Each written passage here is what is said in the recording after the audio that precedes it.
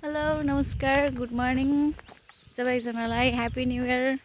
म धेरै लामो समयपछि आज फेरि छोटो ब्लग बनाउँदैछु। हेरेर साथ दिनु होला। म चाहिँ आज न्यू इयरको दिन गोठ जाँदैछु अनि बाटोमा छु।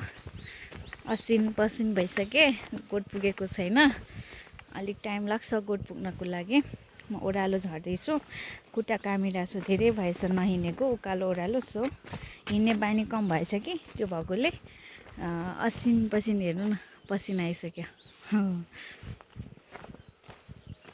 खुट्टा दुखिरहेछ। सो बानी बसाउनु पर्ने भयो अलिकति। हिँड्न त हिँडिन्छ, तर उकालो ओह्रालो चाहिँ अधिकांश ठाउँहरूमा हुँदैन नि त। सो म हिँडिँदैन, अलिअलि खुट्टा दुख्दो रहेछ। त्यही पनि चाहिँ म जाँदैछु। म आज गोठालो, म बाख्रा गोठालो हो आज। अनि घरको काम सकाएर झरेँ।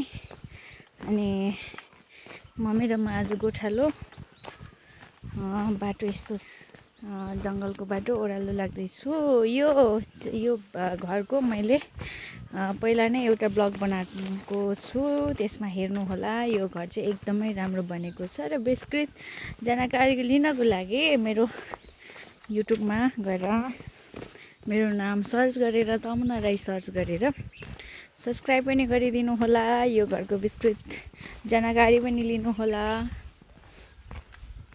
यो घर यस्तो छ, एकदमै राम्रो घर।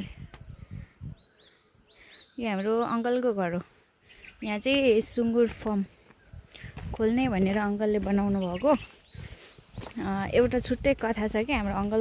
म पछि अङ्कल अहिले यता हुनुहुन्न, गाउँमा हुनुहुन्न। सो आउनु भएपछि म एउटा उहाँसँग एउटा छोटो यो घरको विषयमा, उहाँले धेरै ठाउँ घर बनाउनु भएको छ, तर अहिलेसम्म बस्नु चाहिँ भएको छैन।